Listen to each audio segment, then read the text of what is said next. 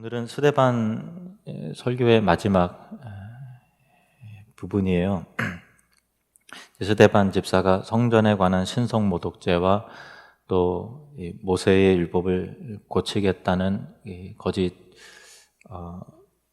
고발과 거짓 증인에 의해서 지금 사내들인 법정에 서서 변론할 기회를 얻어 이제 설교를 하고 있는 그런 내용인데요.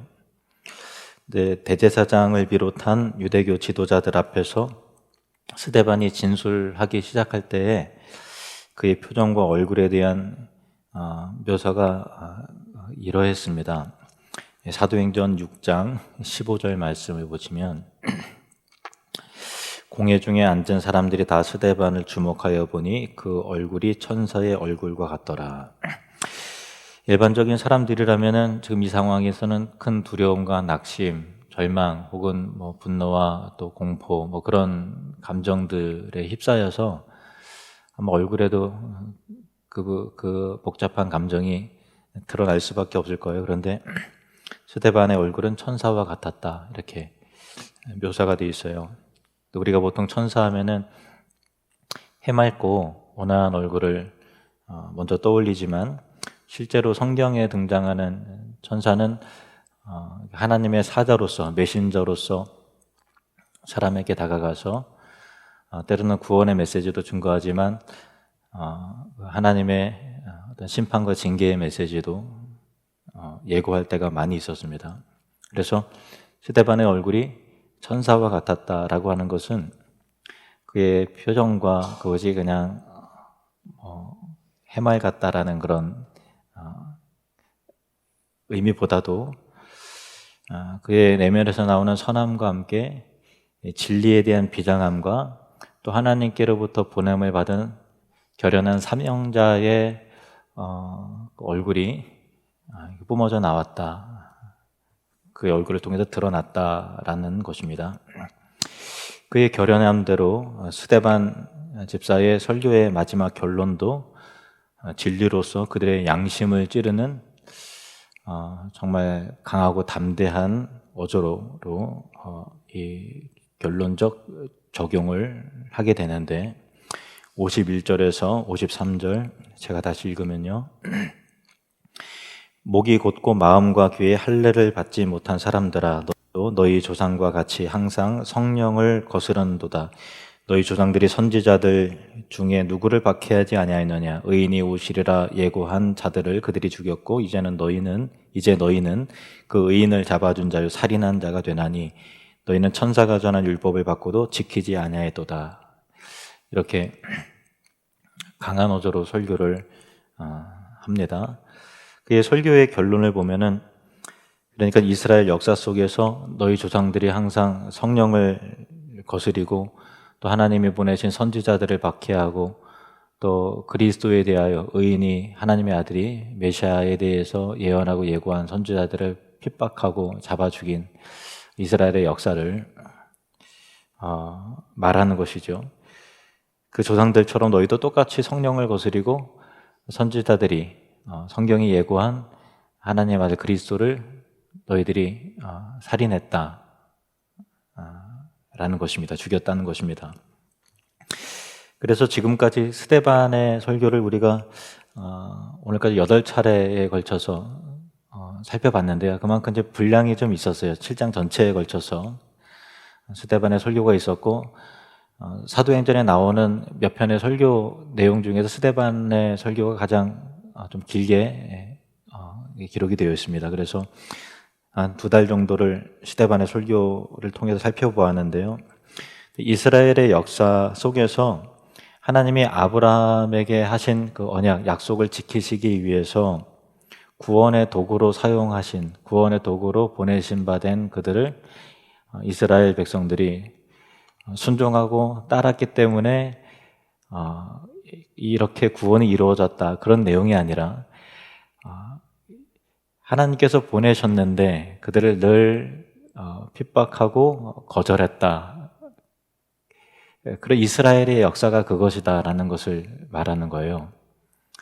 그러니까 그렇게 자랑할 만한 역사가 아니다라는 거죠. 먼저 요셉의 형제들에 대해서 스데반이 이렇게 말했어요. 사도행전 7장 9절에 보면은 같이 읽겠습니다. 시작.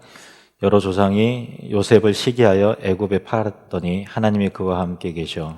하나님이 요셉을 택하셔서 야곱의 가족들을 기근 속에서 구원하시기 위해서 구원하시려는 그 계획 속에서 먼저 요셉의 형제들이 요셉을 시기하여 거절하고 그를 이제 애굽에 종으로 팔아 넘기지 않았습니까? 근데 여기에서 이 본문에 보면은 요셉의 형들이 요셉을 시기하여 이렇게 되지 않고 여러 조상이 이렇게 돼 있죠. 왜 조상이라는 단어를 썼을까요? 어떻게 보면은 요셉의 형들이 하는 표현이 좀 더 정확한 표현인 것 같은데 조상도 맞죠. 그런데 지금 맨 마지막에 너희 조상들과 지금 하는 것들이 너희들이 누구 핏줄이냐라는 것을 결론적으로 적용하기 위해서 조상이라는 단어를 스데반의 설교에 보면 빈번하게 등장을 시키는 그 이유가 있는 거죠. 결론으로 적용을 끌어내기 위해서 이와 같은 표현을 쓰는 거예요. 그러니까 그 주성의 후손들인 지금의 유대인들과 연결하는 지점인 것이죠. 그리고 400년의 세월이 또 흘러가는데 이스라엘 백성들은 모세에게도 또 그렇게 했다는 거예요. 사도행전 7장 35절. 그들의 말이 누가 너를 관리와 재판장으로 세웠느냐 하며 거절하던 그 모세를. 그러니까 이스라엘 백성들은 애굽에서 모세가 왕자로 있을 때도 그를 거절했다는 거예요. 그리고 애굽에서 건짐을 받은 다음에도 모세를 통해서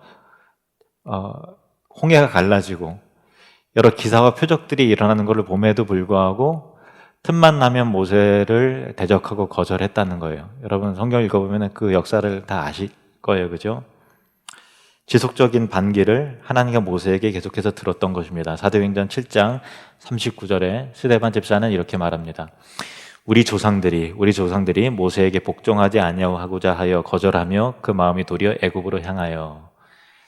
그러니까 여기에서도 우리 조상들이라고 했습니다. 지금 유대인들은 자신들이 모세의 후예다라고 하는 것에 대해 굉장한 그 자부심을 가지고 있는 사람들인데 얼마나 율법을 소중하게 생각하는 사람이에요. 그러니까 율법을 받은 그 모세에 대한 존경과 존중과 우리는 그 모세의 후예들이다라는 그 자부심이 있었던 사람들인데 그들의 생각을 확 깨버리는 거예요. 찬물을 끼얹는 거죠. 오히려 너희가 모세가 너희 조상이 아니라 모세를 대적한 자들이 우리의 조상이다라는 것을 강조하는 것입니다. 그러니까 이와 같은 사실을 통해서 알게 되는 것은 이스라엘의 역사는 항상 하나님과 하나님이 보내신 자들을 배척하고 불순종해온 역사였다는 것을 알게 되는 거예요. 그러니까 하나님께서 아브라함에게 하신 약속을 지켜내시고 또 구원해내시는 역사가 그들이 하나님을 기뻐하고 또 하나님이 보내신 선지자들에게 순종하고 해서 그 구원의 역사가 이루어진 것이 아니라 그들의 패역함과 배척함과 상관없이 하나님의 순전한 은혜와 신실하심에 의한 구원의 역사인 것이지 우리가 하나님 앞에서 순종하고 바르게 한 것 하나도 없다. 그게 진실한 역사를 스데반이 말하고 있는 것이죠. 그래서 유대인들은 자신들이 아브라함의 후손이요 또 요셉의 후손이요 모세의 후예다라는 것을 자랑스럽게 생각했지만 실상 그들은 요셉을 팔아넘기고 모세를 배척했던 대적한 백성들을 꼭 닮았다라는 것입니다. 그래서 이스라엘 백성들이 하나님을 배척하고 불순종하는 본성과 태도를 가졌다는 것은요 이스라엘뿐만 아니라 우리 모든 사람이 그렇다는 것을 성경에 말하려고 그러는 거예요. 이스라엘의 종족 자체가 그렇게 악한 종족이야 이렇게 하는 것이 아니라 이스라엘이 그랬다면 우리는 더하다는 거예요. 우리 모든 사람들은 하나님을 다 거절해요. 그리고 하나님의 말씀에 귀를 기울이지 않으려고 하는 죄악된 이기적이고 더럽고 추한 교만한 본성을 우리가 가졌습니다. 이 부분에 있어서 바울 사도는 로마서에서 명확하게 말합니다. 로마서 3장 9절에서 12절 말씀 보시면 같이 읽겠습니다. 시작.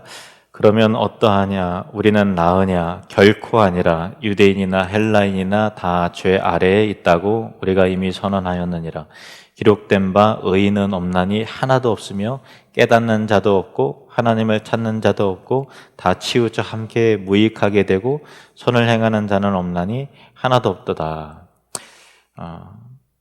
분명히 말하는 거. 그러면 우리는 낫냐? 그들보다 낫냐? 결코 아니라는 거예요.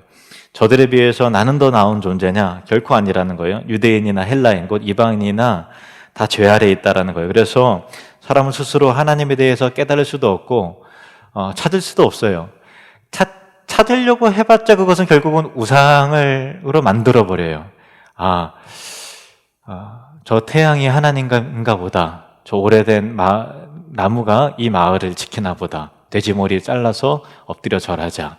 비나이다 비나이다. 산신령께 비나이다 등등. 뭔가 신이 있다는 건 알겠지만 결국은 찾아내고 발견하면 다 우상이고 귀신에게 절하는 것으로 귀결이 되는 거예요. 우리의 양심이 부패하고 또 하나님을 찾는 감각 자체가 다 부패했기 때문에 다 죄인이라는 거예요. 그래서 선을 행하려고 하는 어떤 흉내는 낼지 모르겠지만 그러나 모조품에 불과한 거예요. 그러니까 결국은 자기 의로 귀결이 되는 것이고 나 잘났다라는 것이고 자기 자랑과 자기 영광과 또 뭔가 치우친 방향으로 항상 가는 거죠. 그래서 사람 안에서 나오는 것이라는 것은 진짜 선한 게 하나님 앞에서 인정을 받을 수 있는 수준의 선이라는 것은 없다라는 것입니다. 그래서 복음을 이해하고 받아들이는 데 있어서 제일 큰 걸림은 뭐냐면요, 자기의예요. 자기의. 복음을 받아들이는 데 있어서 제일 큰 걸림은 자기의라는 것입니다. 그러니까 내가 죄인이 아니라 의롭다고 생각한다는 거예요. 자기 잘난 맛에 산다는 거죠. 그래서 자기의와 교만은 항상 비판과 정죄의 태도와 열매를 항상 맺어요.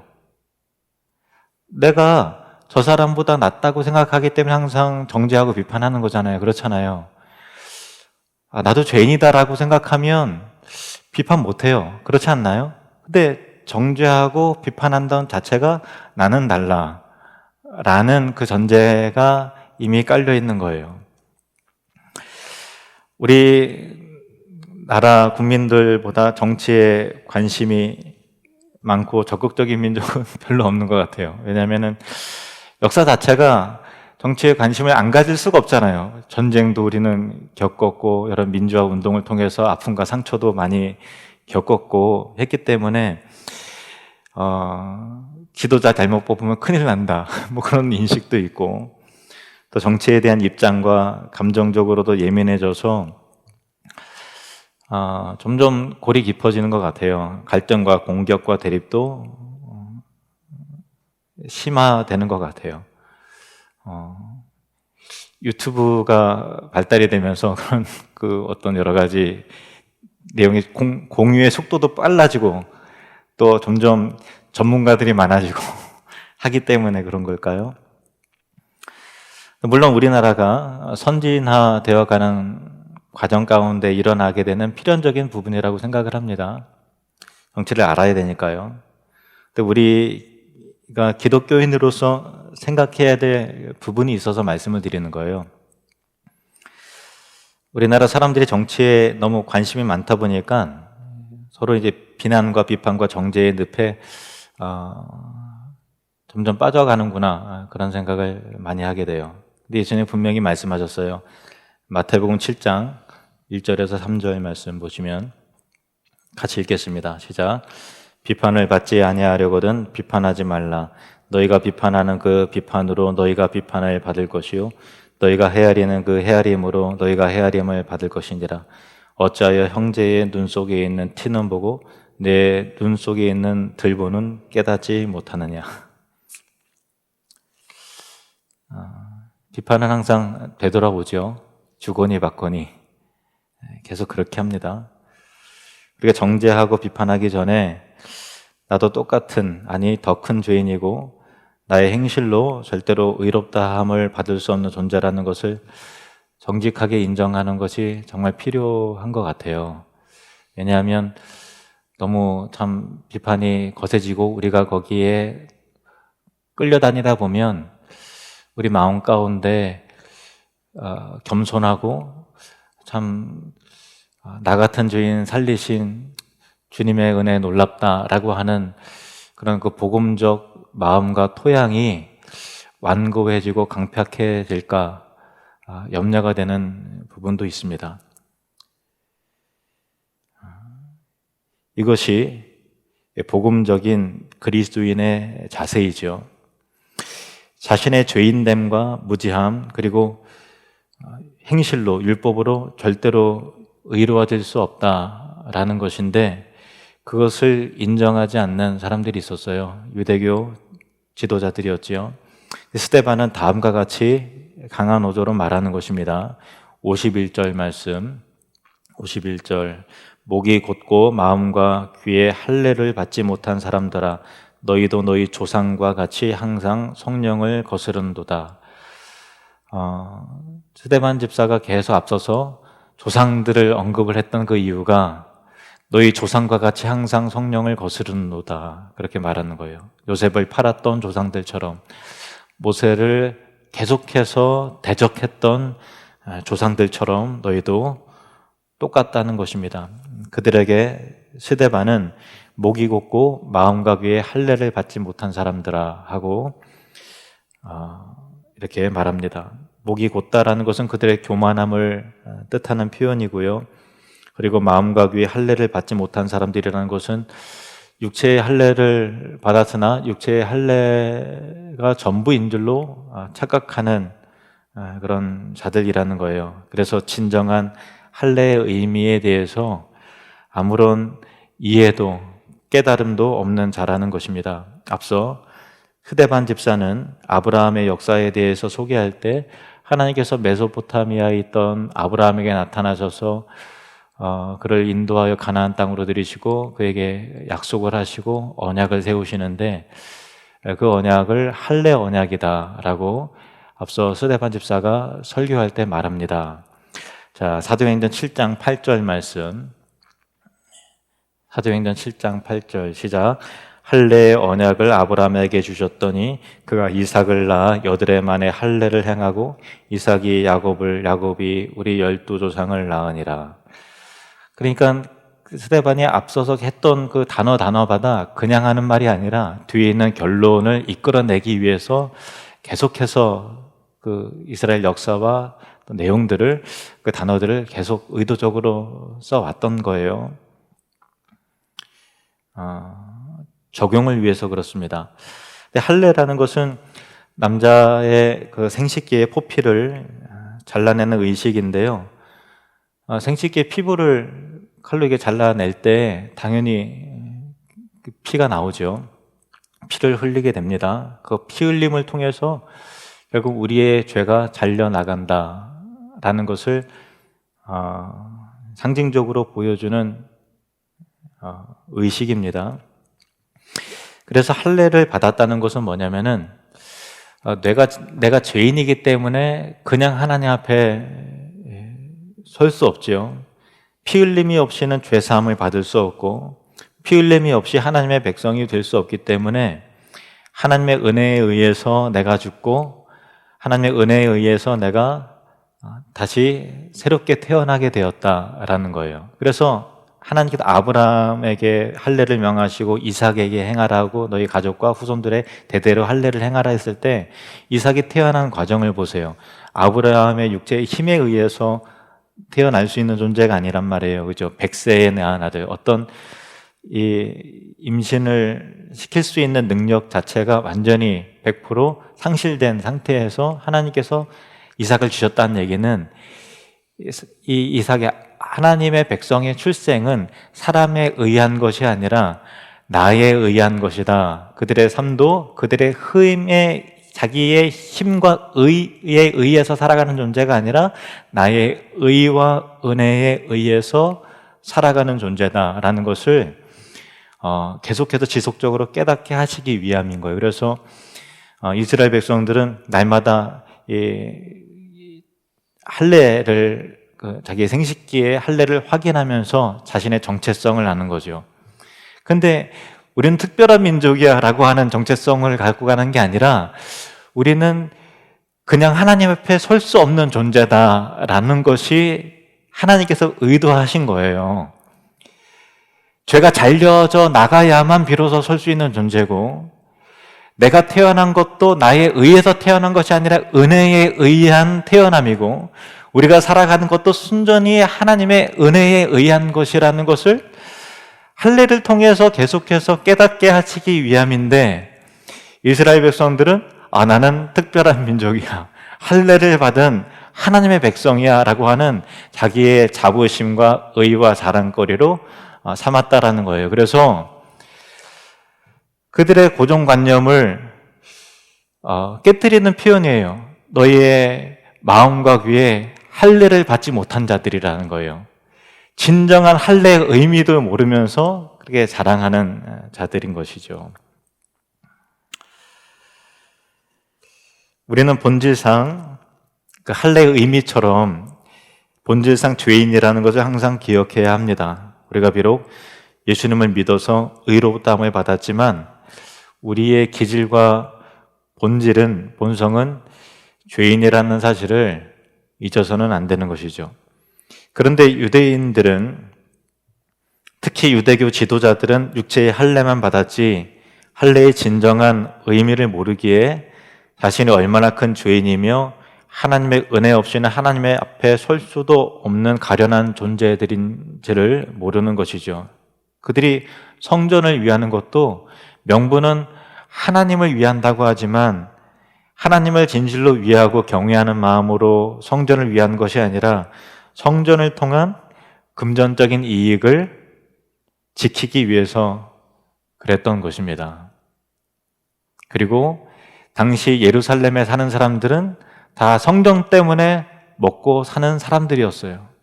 그래서 성전을 위한다는 것은 실상 그들에게 있어서 하나님을 위한 것이 아니라 자신의 배를 위했던 것이었습니다. 하나님이 이스라엘에게 율법을 주신 이유도 율법 아래에 있는 자들에게 모든 사람으로 할 말이 없게 하여 절망과 좌절과 위기 속에서 오직 정말 율법에 비춰보니 나는 정말로 죄인이고 의로울 수 없는 존재구나 라는 것을 깨닫게 하시기 위해서 율법을 주셨으나, 그렇게 해서 오직 하나님의 은혜와 십자가밖에 붙들 것이 없음을 알게 해서 저들을 그리스도에게로 인도하기 위한 목적이었으나, 저들은 율법을 갖고 있다는 것이 저들의 자랑이 되었지 자기 의가 되었지 율법이 저들을 십자가로 인도하지 못했다는 것입니다.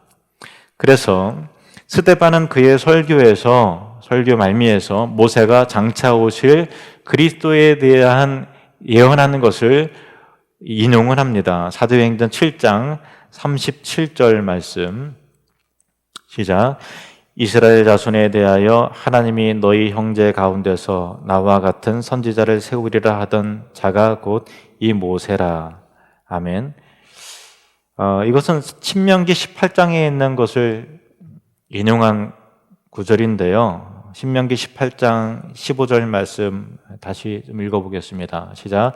내 하나님 여호와께서 너희 가운데 네 형제 중에서 너를 위하여 나와 같은 선지자 하나를 일으키시리니 너희는 그의 말을 들을지니라. 나와 같은 선지자 하나를 일으키신다. 그러니까 지금 유대교 지도자들에게 모세의 예언 이야기하는 것은 그들이 그토록 존경하고 율법을 달다 외우고 있는 사람들이니까 그들이 다 아는 구절이거든요. 이것이 메시아에 대한 구절인지 유대교 지도자들도 다 알고 있는 그런 거예요. 그래서 너희 율법과 모세가 한 말을 알고 있지 않느냐 하는 것이죠. 모세가 자신과 같은 선지자 하나를 세울 것이라고 예언을 했죠. 선지자 여러 명이 아니라 선지자 하나, 나와 같은 선지자 하나라는 거예요. 나와 같은 선지자라는 것이 어떤 의미일까요? 모세는 선지자들 중에서 그 지위와 역할이 아주 특별했던 분이었어요. 다른 선지자들은요, 그냥 선지자였어요. 그렇죠? 근데 모세는 지도자, 그때 왕정 시대가 아니었기 때문에 왕은 아니지만 백성들을 지도했던, 다스렸던 지도자였죠. 그러면서 동시에 선지자였어요. 근데 그는 제사장은 아니었어요. 하나님께서 제사장은 아론에게 따로 했죠. 근데 그의 역할은 어디까지 왔는가 하면은 광야, 애굽에서 인도에서 율법을 받고 광야 인도에서 모압 평지까지, 거기까지였어요. 모세는 가나안 땅으로 이 백성을 이끌고 들어가고 싶어 했는데 하나님께서 모세에게 너는 회중들 가운데서 나의 영광을 드러내지 않았기 때문에 너는 안 된다, 이렇게 막으셨어요. 그런데 그것은 사실 하나님 앞에서 모세를 설득하기 위한 명분일 뿐이고, 모세의 사명은 처음부터 끝까지 모세가 구원자로서의 어떤 지도자로서의, 선지자로서 장차 오실 그리스도에 대한 예표로서, 그림자로서의 역할이었던 것이지, 그 가나안 땅까지 인도하는 완벽한 구원자는 아니라는 것을 하나님께서 말씀하시는 메시지거든요. 그래서 모세가 나와 같은 선지자를 너희 형제들 가운데서 일으키시는데 너희는 그의 말을 들어야 한다라고 하는 것은 메시아에 대한 것인데, 모세와 같으나 모세보다 우월한, 그러니까 왕으로서 이 세상을 다스리시는, 그래서 귀신을 쫓아내시고 풍랑도 잔잔케 하시는 세상의 왕이 아니라 만물을 다스리시는 왕으로서 오셨고, 그리고 하나님의 말씀을 전하는 선지자로서, 말씀 그 자체로서 우리 이 땅 가운데 오셨고, 모세가 가지지 않았던 제사장으로서, 대제사장으로서 촉죄 사역을 이루심을 통해서 우리의 죄를 완전히 대속하시고 우리를 구원해내시는 왕이시요 선지자시요 대제사장이신 그리스도로서 오신 그분이 바로 예수시다라는 것을, 나와 같은 선지자 하나를 일으키신다라는 이 메시지를 통해서 스데반이 유대교 지도자들에게 전하는 메시지는 바로 이것이었던 것입니다. 그의 말, 그것이 바로 복음이었던 것이죠. 우리가 죄인임을 깨닫게 하는 메시지였고, 십자가로 인도하고 그 아래에 무릎을 꿇는 믿음을 촉구하는 메시지였던 것입니다. 스데반이 그리스도의 복음을 전했습니다. 이스라엘 역사를 통해서 이루시는 하나님의 구원의 메시지를 전했습니다. 이어서 그들의 반응을 보시겠습니다. 사도행전 7장 54절 같이 읽겠습니다. 그들이 이 말을 듣고 마음에 찔려 그를 향하여 이를 갈거늘. 제가 빨간색으로 한 표시, 그들이 이 말을 듣고 마음에 찔려. 야, 찔렸으면 회개를 해야지 왜 이를 갈까? 마음에, 스데반이 전한 그리스도의 복음은 그들의 마음을 찔렀다는 거예요. 그러나 강팍한 그들은 그 찔림을 통해서 분노하고 이를 갈았다라는 거예요. 근데 이와 똑같은 구절이 사도행전에서 또 등장을 합니다. 어디에 등장할까요? 사도행전 2장입니다. 오순절 성령의 역사 이후에 베드로가 설교를 하고서 베드로가 설교 가운데 이렇게 말합니다. 36절, 2장 36절, 37절. 그런즉 이스라엘 온 집은 확실히 알지니, 이게 똑같이 말해. 스데반 설교가 같아요. 너희가 십자가에 못 박은 이 예수를 하나님의 주와 그리스도가 되게 하셨느니라. 너희 죄가 예수를 십자가에 못 박았다 했을 때 37절 같이 읽겠습니다. 시작. 그들이 이 말을 듣고 마음에 찔려 베드로와 사도들에게 물어 이르되 형제들아 우리가 어찌할꼬 하거늘. 똑같죠. 그들이 이 말을 듣고 마음에 찔려. 여기가 똑같아요. 근데 마음이 찔림이 온 곳은 똑같은데, 한쪽은 복음에 의한 그 찔림을 받아들이지 않고 분개히 여기며 이를 갈았고 한쪽은 그 찔림을 통해서 우리가 어찌할꼬 하며 회개하는 것입니다. 이 작은 분기점에서의 태도가 그들의 운명을 갈랐고 천국이냐 지옥이냐 영생이냐 아니냐를 갈랐던 것입니다. 복음은 우리가 하나님 앞에 죄인이라는 것을 가르쳐 줍니다. 복음은 우리의 죄가 예수님을 십자가에 못 박아 죽인 것이라고 말합니다. 복음은 인간이 그 죄를 스스로 해결할 수 없다고 말합니다. 복음은 오직 예수님의 십자가를 믿음으로 용서받아 구원받을 수 있다고 말하는 것입니다. 그래서 엄밀히 말하면 복음은 우리의 마음을 상하게 하고 불편하게 하고 괴롭게 합니다. 당신은 가망성 없는 죄인입니다 라고 말하기 때문에 그래요. 우리의 마음을 찌르는 것입니다. 이 복음의 찔림을 통해서 사람들은 두 가지 반응을 보입니다. 어떤 사람들은 그 마음의 찔림에 대하여 기분 나빠하거나 무시하거나 냉담이 대하거나 거절하는 반응을 보입니다. 그러나 어떤 사람들은 우리가 어찌할꼬 하며 회개를 하는 것입니다. 저와 여러분은 회개하는 사람들이 되시기를 바랍니다. 회개 없는 구원은 없습니다. 회개 없는 성화, 거룩함도 없습니다. 천국은 회개라는 정문을 통하지 않고서는 진입할 수 없습니다. 천국은 연문이 없어요. 정문, 회개의 정문을 통해서만 들어갈 수 있는 곳입니다.